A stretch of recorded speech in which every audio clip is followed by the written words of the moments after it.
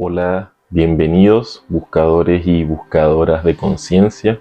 Les envío un gran abrazo. Hoy vamos a hablar un tema muy interesante. Vamos a hablar sobre qué es el despertar de la conciencia o el despertar espiritual. Pero primero hagamos una aclaración que también nos va a servir para comenzar. ¿Qué es realmente el despertar de la conciencia? Porque tenemos que tener algo claro, y es que el despertar de la conciencia no es algo absoluto, no es una meta o algo lineal, no es de la misma manera para todas las personas. En realidad, el despertar espiritual, el despertar de la conciencia es un proceso con altibajos, con confusión, con quiebres, con momentos de alegría, de reflexión, de aprendizaje, con momentos difíciles que invitan al autoconocimiento, a la transformación, al crecimiento.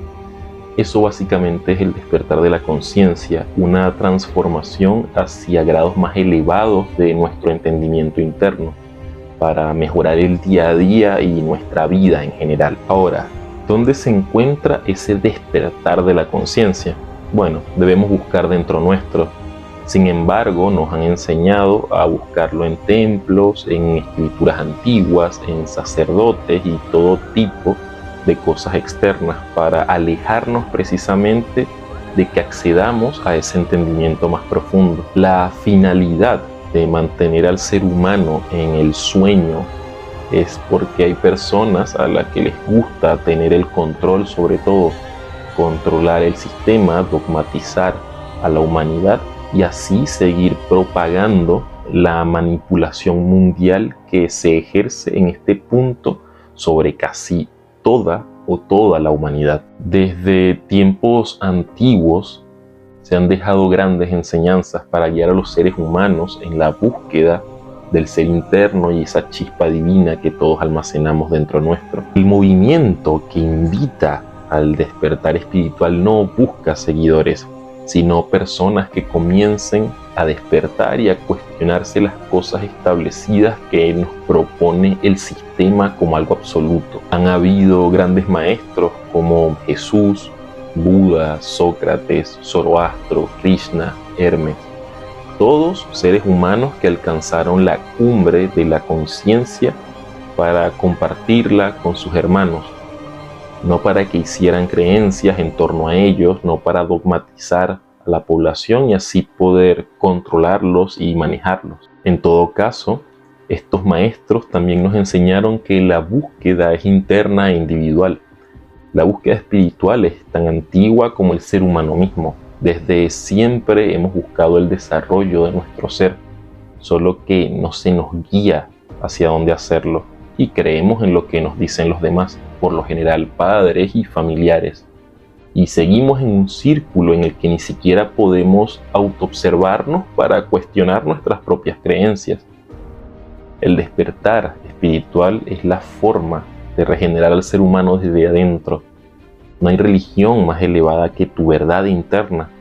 Los griegos antiguos hablaban de que los seres humanos seguían la doctrina del ojo, relacionado al intelecto, a la lógica, al raciocinio, a lo material. Pero por otro lado existía la doctrina del corazón, relacionada con la intuición, con la reflexión, con el amor, con la conciencia. Decían los griegos ya hace más de 2000 años que la humanidad estaba perdida si se dejaban guiar por la doctrina del ojo y no buscaban un equilibrio en donde pudieran también mirar dentro suyo para conectar con su corazón. La autoobservación para los griegos era una ciencia, porque así como somos estudiosos de lo externo, ellos nos invitaban a ser científicos de lo interno, a buscar la divinidad desde dentro.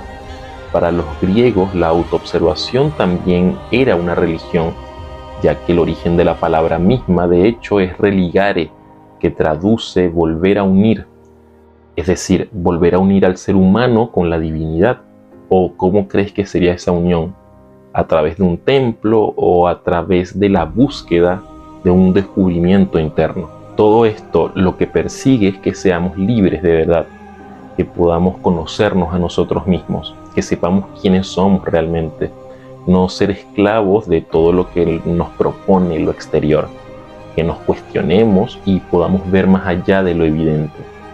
Pero si vamos al dato histórico, ¿de dónde se nos dicen que vienen todas estas creencias? Bueno, hace aproximadamente 15.000 años, según la historia, el ser humano dejó de ser nómada y comenzó a habitar en comunidades que fueron generando creencias en torno a la naturaleza que tenían o según sus necesidades. Podían adorar al dios río, al dios montaña, al dios sol, al dios luna, al dios cielo, a la diosa serpiente, o hacer peticiones para la cosecha, la buena caza, la buena guerra, o que volvieran las lluvias. En algún punto estas creencias se empezaron a personificar a través de los chamanes y oráculos, quienes dijeron ser el puente entre la población ordinaria y los dioses o fuerzas de la naturaleza para entregar y esparcir su mensaje en la tierra.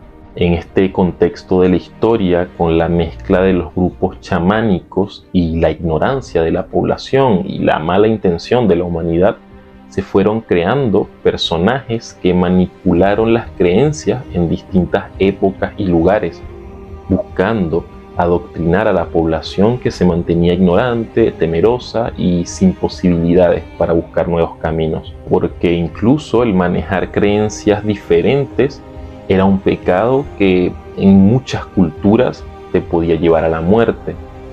No por nada existe una época de la historia que llamamos oscurantismo, donde la iglesia perseguía de la forma más salvaje a quienes tuvieran creencias y realizaran prácticas distintas a las que ellos promulgaban, por señalar un ejemplo, negando de esta forma la posibilidad a las personas de encontrar ese religare que es lo que originalmente debería buscar la religión, esa unión de cada persona con la divinidad. Nos alejaban de esa unión para cobrarnos un diezmo, para hacernos pelear sus guerras, para dividirnos en dogmas sin sentido, para seguirnos controlando y manejar el mundo a su antojo. El camino del despertar de la conciencia implica mirar dentro nuestro y cuestionarnos desde el amor, desde la observación, desde el entendimiento, la paciencia, sabiendo que no es un camino de rosas ni de falso optimismo, sino que es un camino con luces y sombras, con altos y bajos, con etapas dulces y etapas amargas. Eso es parte del camino espiritual. Ten en cuenta que donde avances siempre habrán piedras y perros que te ladren, pero si eso pasa es porque tú estás avanzando, es porque estás creciendo, es porque estás evolucionando. Después de estas creencias originales se fueron creando mitos, historias y dogmas que se fueron esparciendo por distintas culturas y regiones del mundo, adoptando otros nombres, pero siempre obedeciendo un mismo perfil, siempre contando la misma historia.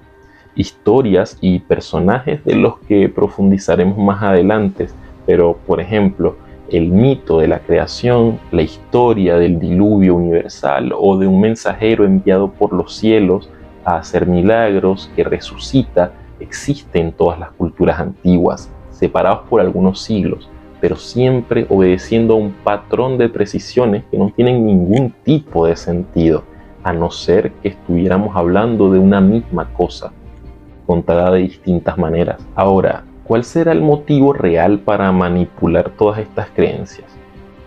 ¿Por qué el ser humano busca tanto conectar con algo más elevado? ¿De dónde viene ese saber innato de que hay algo más allá? ¿Eres religioso o estás religándote con tu real ser interno? ¿Crees que otras personas pueden ser el puente para acercarte a Dios o que tú eres el puente? Les quiero dejar esas preguntas a modo de reflexión. Por ahora hemos terminado, hasta acá ha llegado el video de hoy, espero que lo disfruten, espero ver su like en el video, que se suscriban al canal y nada, seguirnos para más videos muy pronto. Chau chau, que estén muy bien, les mando un abrazo de aquí hasta donde estén.